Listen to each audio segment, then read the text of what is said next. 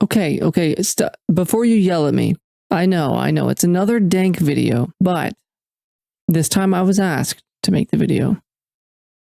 Therefore, it's okay, right?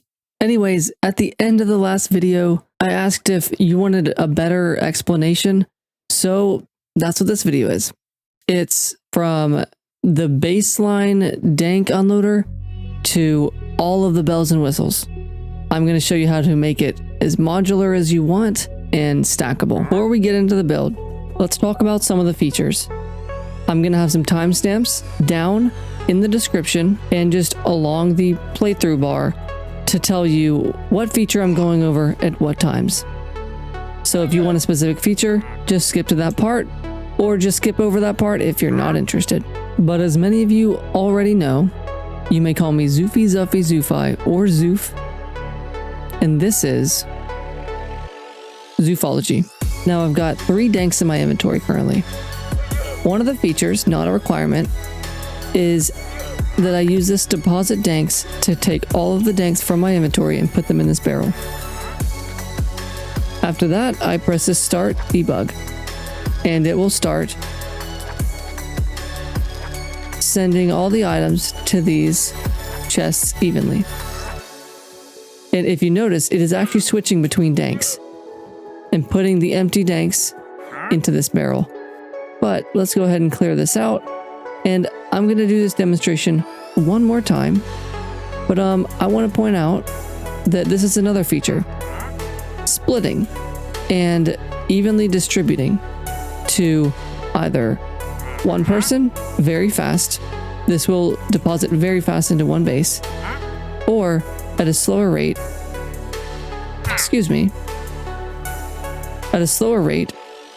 it will do multiple bases and evenly distribute. So very quickly, I'd like to show you what this looks like in the fast mode. Let's do 4,000 blocks in this dank. So because it's just one chest, it will now be in fast mode. So like I said, deposit danks and start by pressing 1 or 2 times. It's already full. It's quite fast, and it is done. So it does take it out and it puts it in the barrel for you. And now we're gonna build it. Now to start this off, I'm gonna go ahead and place a dank dock. Under that dank dock, I'm gonna place a router, and behind it, I'm gonna place a router. Now we need to figure out where we want to pull our danks from. I'm going to pull them from this chest. I'm going to go ahead and put a few danks in there. Now this bottom router, I want to pull the danks. I want it to both remove the dank, then pull a dank, and then activate that dank to put it into this dock. But this router back here, I want to be pulling items from this dock and sending it to my storage.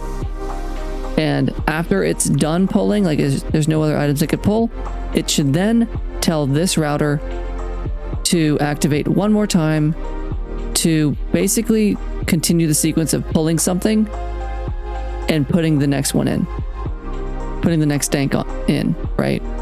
So let's go ahead and set up this bottom router. It needs to be on pulse mode.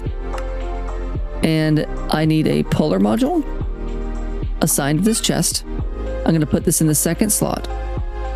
And then I have 2 activator modules. Both of them should be set to up, but one of them set to sneak. The other one should be set to up, but just nothing else changed. So the one that sneaks is first, and the one that is not sneaking is last, or third. So now, whenever I pulse this, it should pull a dank and activate it. Perfect. Now if I press it again, that's exactly what we want.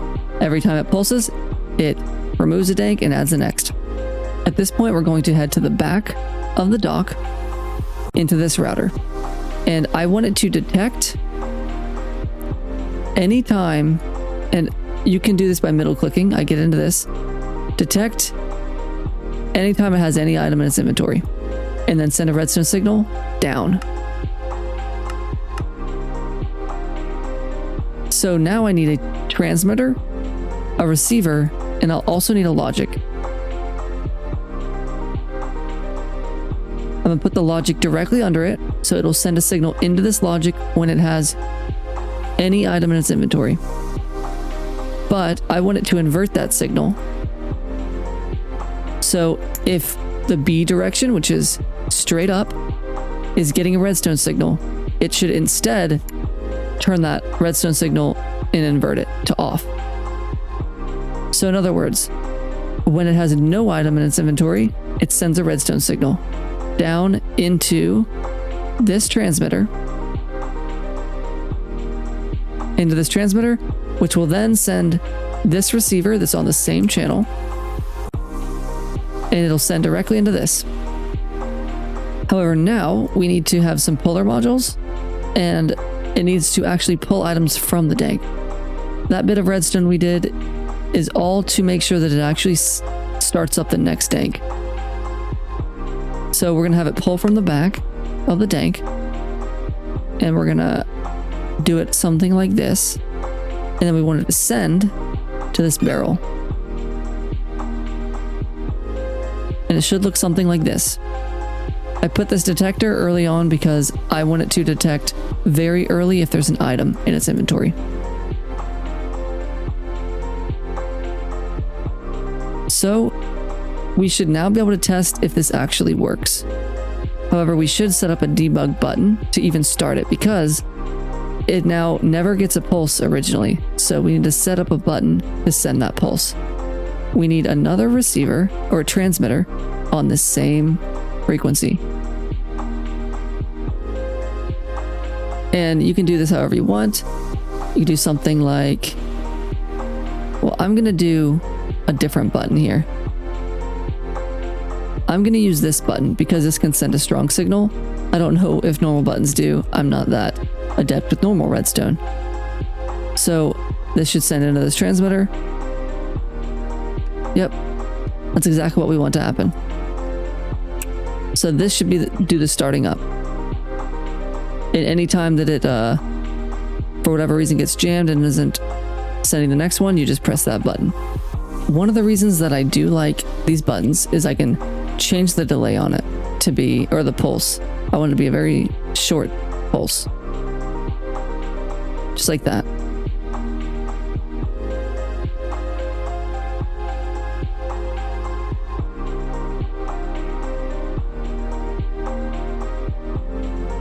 And now all of these have 100 items in them each.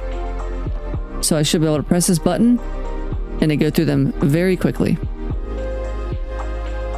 Actually, I haven't put speed upgrades in, but you can see that it is working. You can see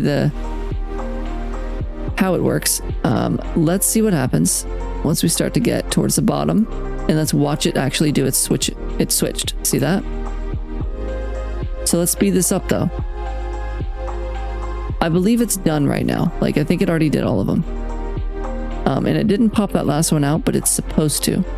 Now for our dank that pulses and removes, if you put 9 speed upgrades, then it will actually be better about pulling the final dank out.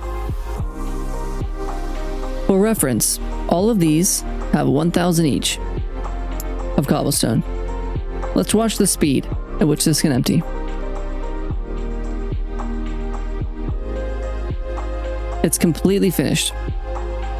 That was 1,000 items that quickly. So it's rather fast. Or that was 3,000 items, sorry. Now in this next portion, I'm going to be showing you how to make an upgrade that is going to be for multiplayer servers. So if you're not on a multiplayer server, you can totally just skip over this. So what you would do to make this split is you'd simply add more inventories here and take the stack upgrades out of this router and now remove all of the sender modules and instead use distributor modules. So I need 4 of these. So this is if you're on an SMP and you guys want to split all of the loot from a run. Now I have 1,000 items in each dank again, and you're going to see this is going to take a substantial amount of more time to do this. But for reference, they all have nothing in them. And I can come over here and start it up. You can see it is distributing them evenly. Now, one way to speed this up is this is right now 1 block wide. So all you do to speed it up is to just add more rows. So it would look something like this from this side. You could do this, and you could even raise it up 1. And now instead of this router, or this router would just be up here, and this bottom router would actually be on top of these routers, or on top of these docks. So it's easily stackable, but for one person alone, this is more than enough. And if you wanted to make yet another upgrade to this, then you can actually set it up so that it goes between 2 different modes, or several different modes. One mode is the individual that does full stacks. So if I put stack upgrades back in this, actually no, we keep this how it is. You keep that exactly how it is if you want to go between sending to just one person very quickly or distributing rather slowly but separating evenly, right? I'm going to take 3 routers and put them directly behind these 3 inventories. Then I'm going to grab 3 sequencers from RF Tools Utility. I'm going to place all 3 of these directly behind those routers. Now, these routers need to all have extruder modules. And I am going to need a few more. I need 3 of them. And they all need to be set to front. And I want to put them all in like this into each one of these. And now I'm going to come back here to the sequencer, and we want this one. Well, let me set up my button. So I have a button and some redstone. I'm just going to put my redstone like this, and I need a receiver, but I'm just going to use one of these receivers. I believe this analog receiver should work how we want. So I'm going to place this down next to this redstone dust, and I should be able to grab a pearl now.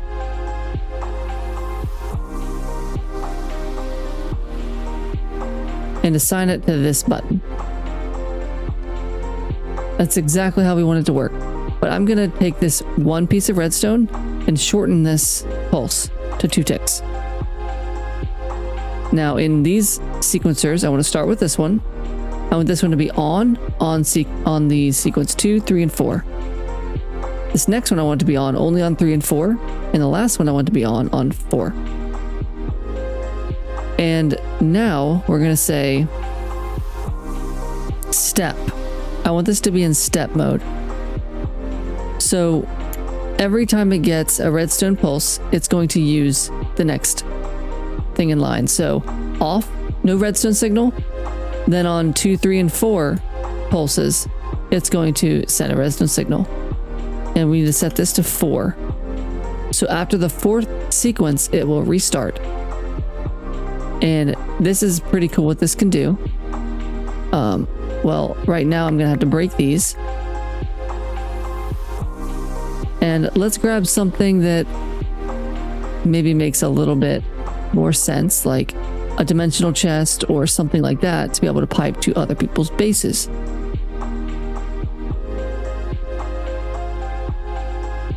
So dimensional chest like that.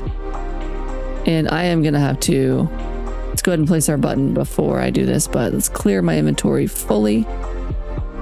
And I do need another pearl. I'll have to reassign this to this new button and then reset the short tick on it. But I do need to put the dim chests in these, in their buffer. Oh, here's the problem. I didn't have all of the sequence lengths to 4. So I need to set all of these sequence lengths to 4. And I probably need to also go ahead and break all of them and replace them to reset what step they're on. Me personally, I would want this to be much more responsive, so I would put speed upgrades in these, but if you don't mind, then go for it. So now I can be on channel 1, the next person can be on channel 2, person after that can be on channel 3, and if you have a fourth person, they can be on channel 4. But I'm gonna do one more thing still. I want a sensor. In this sensor, I want to sense when there's anything here. If there's something, if there's a, well, let's get the block it needs. Dimensional chest. If it senses a dimensional chest within 5 blocks, 1, 2, 3, 4, 5, within 5 blocks directly behind it, not in an area, but directly behind it, if any of these blocks are a dimensional chest, it will send a redstone signal. And if it sends a redstone signal, I want a router to pick up that redstone signal. Actually, I want this router to pick up that redstone signal. And if there's a redstone signal being sent to the router, I want it not to work. Reason being, I can now grab a puller, some speed upgrades. Let's see, let's grab 1, 2, 3, 4 of these guys. 4 of these guys. Some senders. Now, in order for me to actually activate these onto this dank dock, the puller, I'm gonna need to put a dank in it so it actually has an inventory to pull. There we go. That's just to set it, by the way. And now I'm gonna take my sender and put it on this first dimensional chest. And this will make it so that if there's only one person that ran the vault, and it'll just know that there's nothing here, so one person ran the vault, and it should be going to one person. You can make it so it does full stacks worth of pulling. So now you don't have to pick if you want splitting or speed. And of course, there's one other upgrade you can make, and that's if you have RF tools storage. I'm going to go ahead and get rid of both of these, and I'm going to replace it with this barrel instead. This is just preference. And I'm going to put a screen on the front of it. But now I need a screen controller to be powered and a storage scanner to be powered. And they can just be hidden, to tell you the truth. But they will need power. So I'm just doing this for now to be able to show it. Now, this, I just need to up the range just a little bit until it can see this iron barrel. I'm going to make it routable by starring it, and I'm going to put it at the top. If you care, you can remove the rest of them just so that you're not confused when you look at it. I'm going to close that visibility just for my sake. I'm now going to click scan on the screen controller. After that, I can come here and I have a button screen module and a dump screen module. Personally, I'm going to have the dump screen module on top and the button screen module under it. So I'm going to label this deposit Danks. That's just for my sake. Again, you can name it whatever you want. And this is going to be start /debug, because it kind of does both. It starts it up to begin with, and it also, you know, will allow it to continue. Oh, I don't like that being like that. It needs to be on the next line. I'll put it right there. There we go. That looks better. So now I need to actually come back in here, and we need to add the danks, different danks into here. All the danks you want to be removed from your inventory. When you press this button, you'll put right here. Obviously, you might not have these. That'd be kind of crazy, but you might. You might just have them. I don't know. I don't know where you're at in your playthrough. And don't shift click. It puts them in the screen for some reason. No particular order. And that's it. So now what happens is whenever I deposit danks, it will put them into whatever inventory the storage scanner has prioritized, which is the barrel that's directly behind it. So now you don't have to shift click them all in. Again, this is just quality of life. It's not important. So I can just do this. Oh, it's not linked to a scanner. Right. Let me grab this dump screen and crouch right click on the scanner. And now it took them all out and put them in the barrel. From there, I can just start debug. Oh, again, we need to assign this to something. Like, we'll assign it to this. 18. Yep. We'll assign it to 18, which is our transmitter / receiver down there. Put it in. And now, there we go. So now it would be working. But again, if it doesn't pull even one item, then it will never be auto removed. But just to test that the debug button works. And personal preference, I turn it to bright because it looks just better. And you can always take a wrench and make it invisible. That looks great. I like that a lot. And now you can obviously get rid of this transmitter here. And it can end up looking, I guess cleaner because I have it hidden down there, obviously. And now we can do just a little bit of cleanup.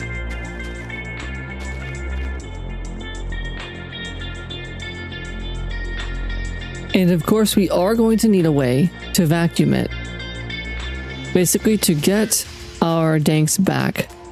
So I'm going to place a router here. I already have it camoed with speed upgrades and a vacuum module with all of the Danks whitelisted with a fast pickup augment. And then I have a sender module sending it down. So that's how that's going and set up. So now if I have a Dank and it drops, it gets picked up very quickly and thrown in here. So in other words, if a Dank falls out of this, then it gets picked up there. Perfect. And there you have it. Yet another Dank unloader.